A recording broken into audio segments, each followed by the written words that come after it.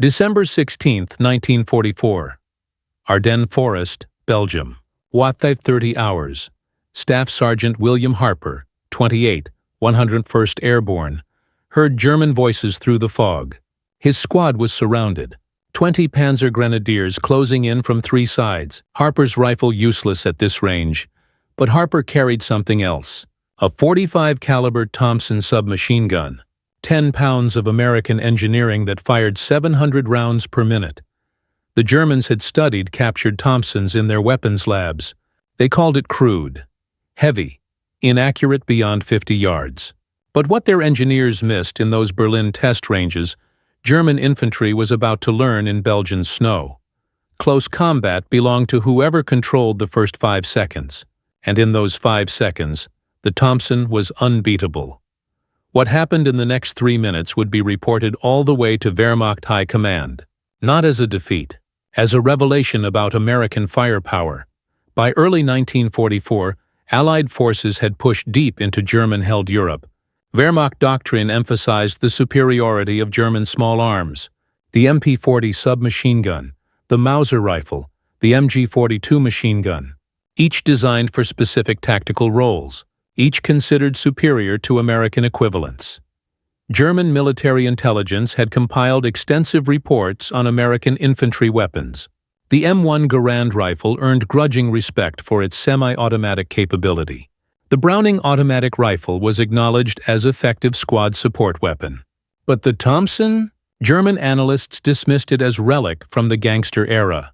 Their assessment seemed logical. The Thompson M1928A1 weighed 10.75 pounds empty. The simplified M1 model, introduced in 1942, still weighed 10.45 pounds. Compare that to Germany's MP-40 at just 8.8 pounds. The Thompson cost American taxpayers $200 per unit to manufacture. Germany produced MP-40s for $60 each. Range comparisons favored the MP-40. Effective range 100 meters versus the Thompson's 50 meters. The MP-40 used standard 9mm parabellum ammunition, available throughout German forces. The Thompson required .45 caliber ammunition, unique to American weapons systems. On paper, the German weapon was superior. In practice, German soldiers told different stories. June 7, 1944. Normandy, France. Private Klaus Werner, 22, 352nd Infantry Division, defended a hedgerow position near Carentan. His first combat action. Wehrmacht training had taught him that German weapons and tactics were superior to American equivalents. That confidence lasted until American paratroopers attacked his position. Werner survived. His after-action report, captured by American forces in July, described the engagement. At approximately 600 hours, American airborne troops approached our position from the north. We engaged with rifle fire at 100 meters. Americans took cover. Standard infantry tactics. We expected to repel the attack. Then Werner encountered the Thompson for the first time. American sergeants emerged from cover, firing automatic weapons. We could not maintain our position. The volume of fire was unlike anything in our training. 4 Americans with these weapons suppressed our entire platoon. Werner's report continued with technical details. The American automatic weapon fires a very heavy bullet at high cyclic rate. Rounds struck our defensive position with tremendous impact. Stone walls and earthworks did not provide adequate protection. 2 men in my squad were wounded despite cover. We withdrew after 3 minutes of engagement. That report reached German intelligence by August. Analysts noted the pattern. Similar reports came from units across Normandy. American submachine guns proved more effective in close combat than German doctrine predicted. The weapon's limitations, weight, range, ammunition consumption, mattered less in actual combat than theoretical analysis suggested. The Thompson's design dated to 1918. Brigadier General John Taliaferro Thompson had spent his career developing automatic weapons. The U.S. Army had rejected his early designs as too expensive, too complicated. Thompson persisted. He envisioned a one-man weapon capable of sweeping enemy trenches clean. A trench broom. His chief engineer, Theodor Eichhoff, made the breakthrough. Instead of rifle ammunition, use pistol ammunition, the Army's standard .45 caliber cartridge. The change simplified the design. It also created something unexpected, a submachine gun with stopping power that exceeded any contemporary weapon in its class. The Thompson prototype was completed in 1918, too late for World War I. The company, Auto Ordnance Corporation, struggled to find military buyers in peacetime. The weapon found different customers: Chicago gangsters, Prohibition-era bootleggers, police departments. The Thompson became infamous as the gangster's weapon of choice. That reputation almost killed military adoption. Who wanted to arm soldiers with gangster guns? But the U.S. Marines, fighting insurgents in Nicaragua in the late 1920s, requested Thompsons. They reported excellent results. The weapon's stopping power proved decisive in jungle combat at close range. By 1938, facing war in Europe, the U.S. Army reconsidered.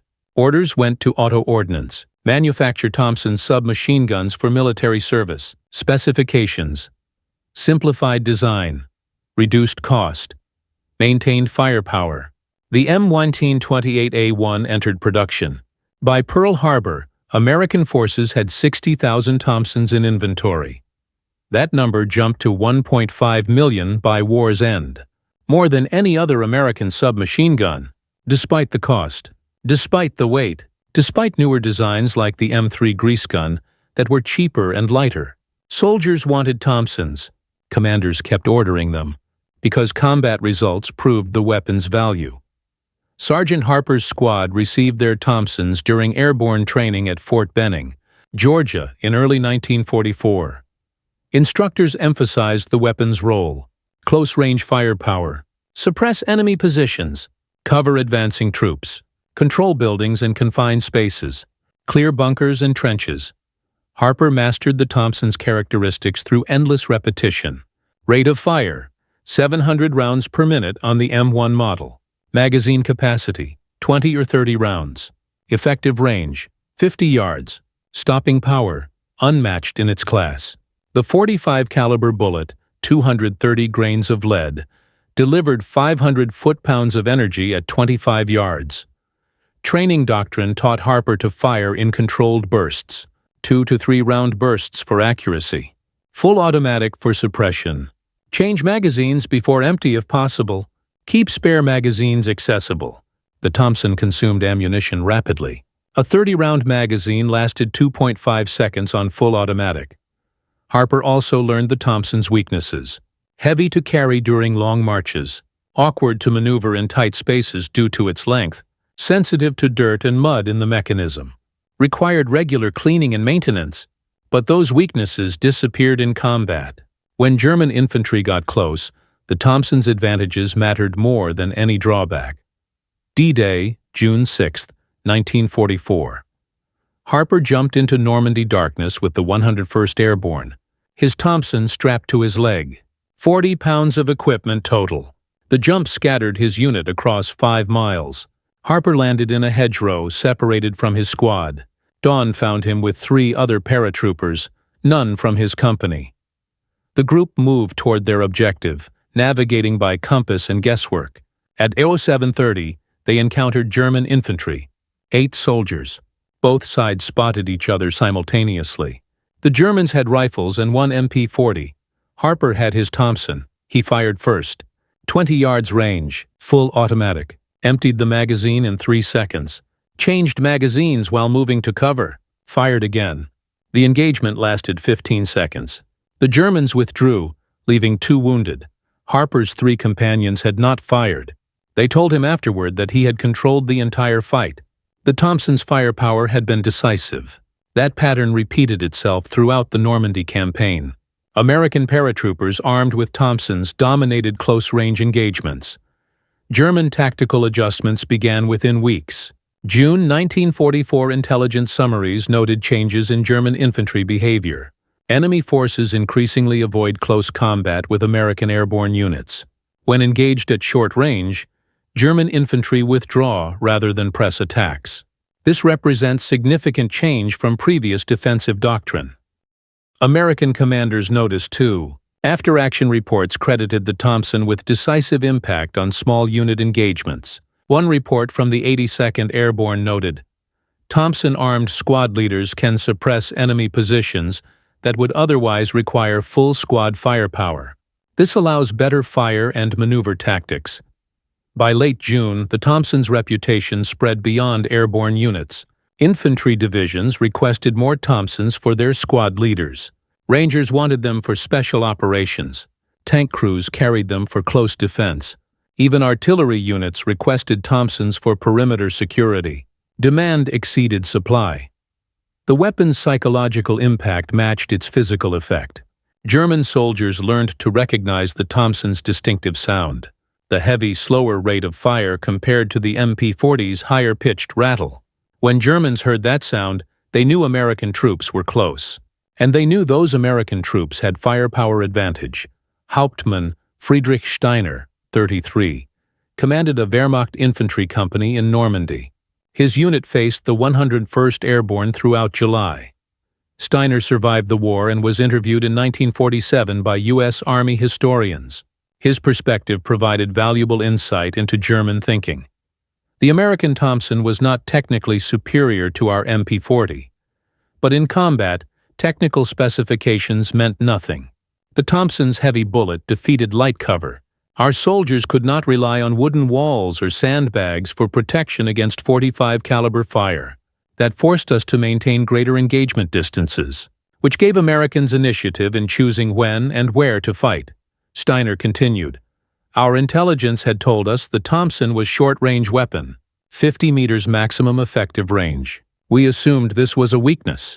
We were wrong. In Normandy fighting, engagement ranges were typically 30 to 40 meters. At those ranges, the Thompson was perfectly adequate, and its stopping power was superior to any weapon we had.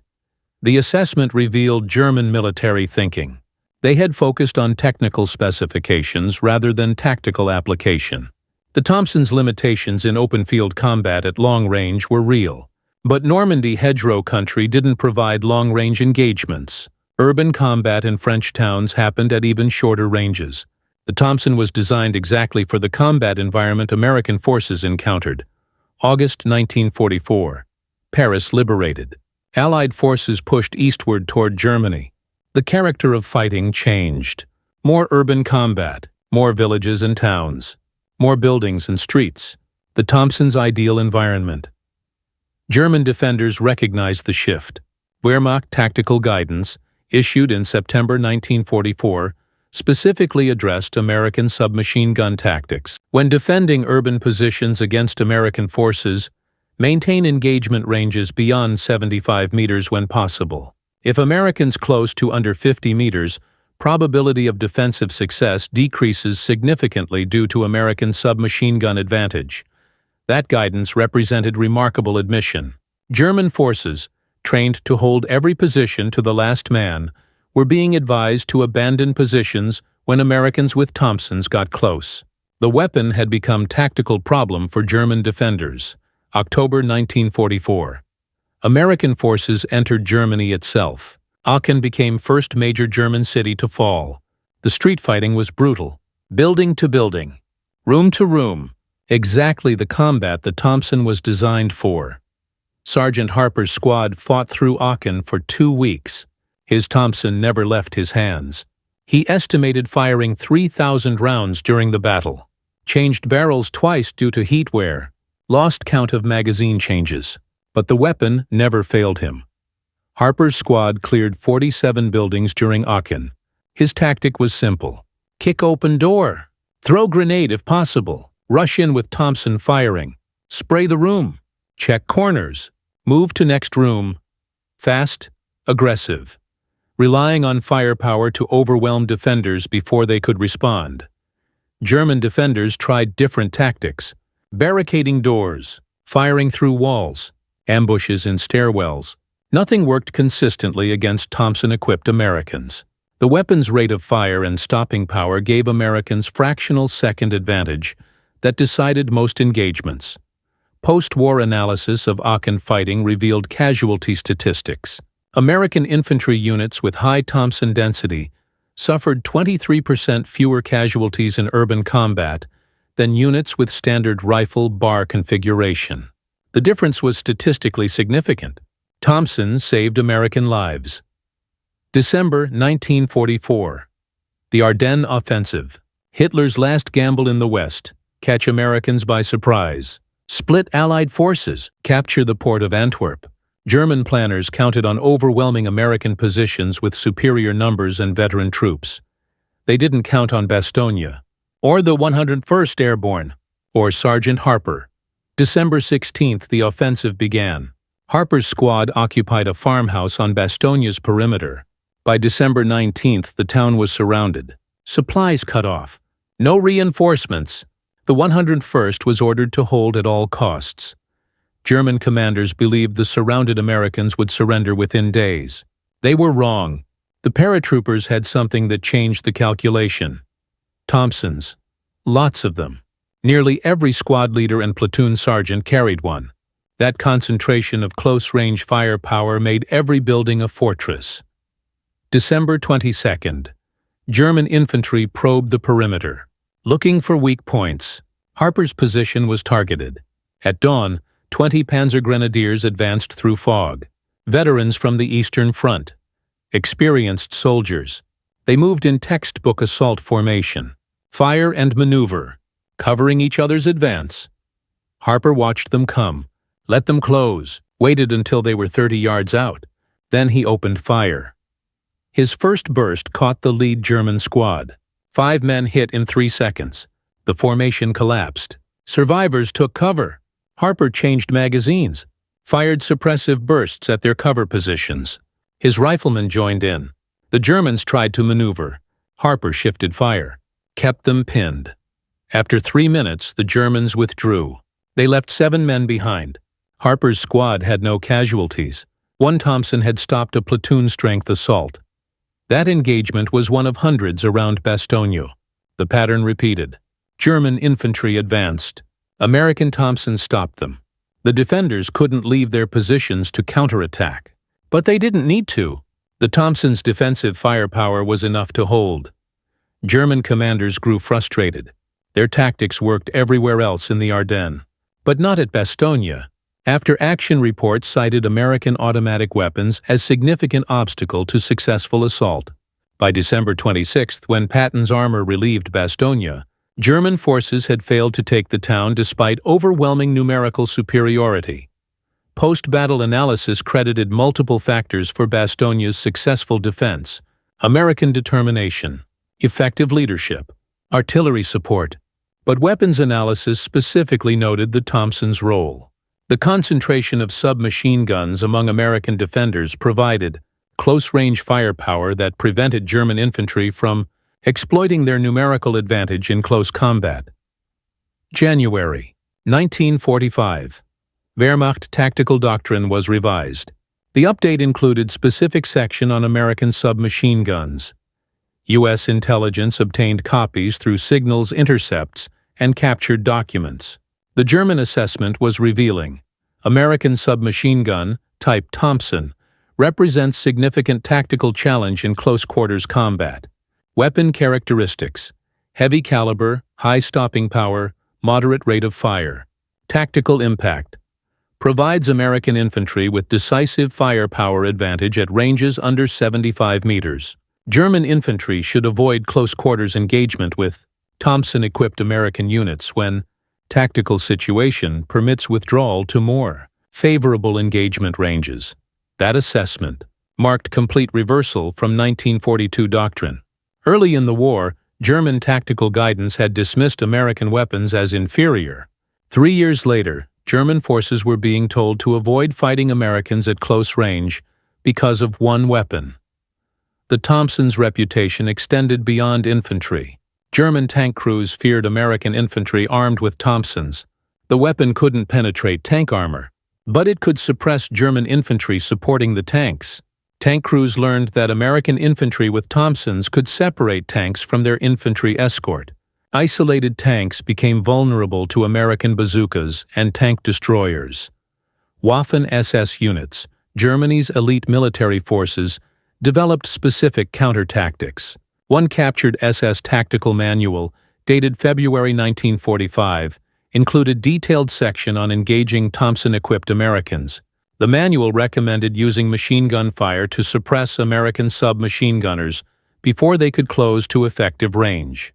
If Americans reached close quarters, the manual advised using grenades rather than direct fire. The admission was clear. In direct firefights at close range, the Thompson gave Americans advantage that German tactics couldn't overcome. March 1945. Rhine River crossings. American forces poured into Germany. The endgame approached. German military resistance crumbled, but individual German units fought with desperate intensity. The Thompson's role became even more important. Urban fighting in German cities was brutal. German civilians sometimes joined military defenders. Every building potentially held enemies. American infantry had to clear thousands of structures. The Thompson was an essential tool for the job. Sergeant Harper's company fought through 3 German cities: Mannheim, Frankfurt, Nuremberg. Each battle was nightmare of house-to-house fighting. Harper estimated he fired 10,000 rounds during those 3 months. His Thompson became extension of himself. He could change magazines without looking, clear rooms by instinct, suppress enemy fire by sound alone. Harper witnessed something interesting during those final months. German soldiers, when captured, often requested to examine his Thompson. They wanted to understand the weapon that had dominated so many engagements.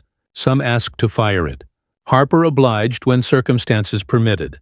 The German soldiers' reactions were uniform: surprise at the weapon's weight, admiration for its solid construction, respect for its stopping power.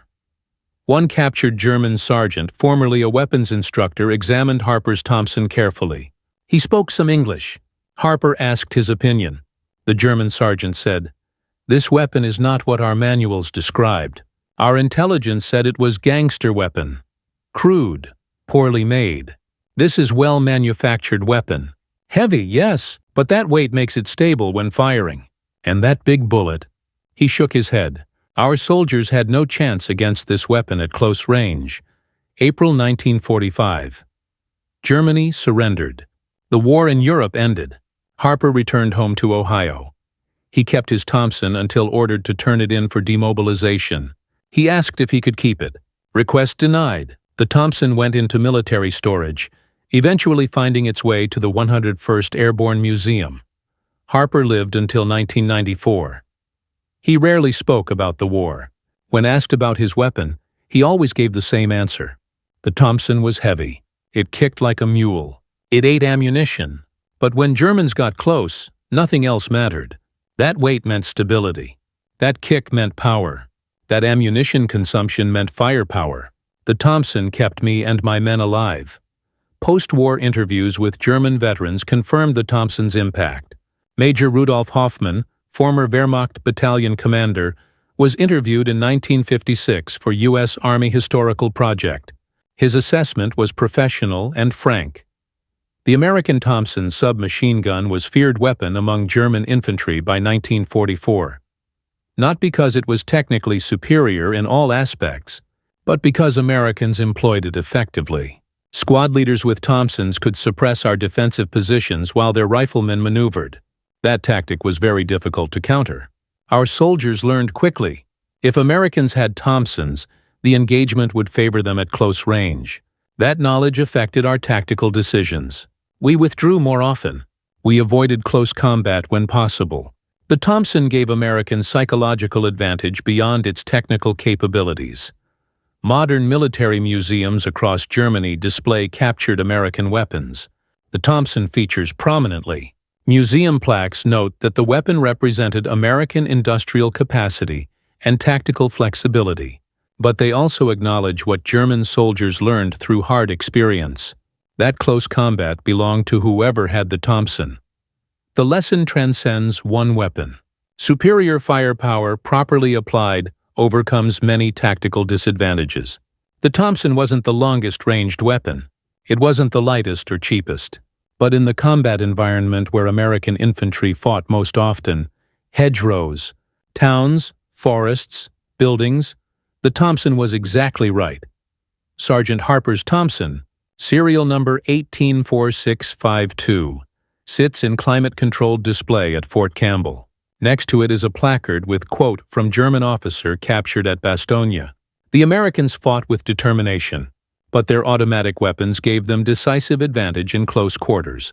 We could not overcome this with numbers or training, only by avoiding close combat entirely.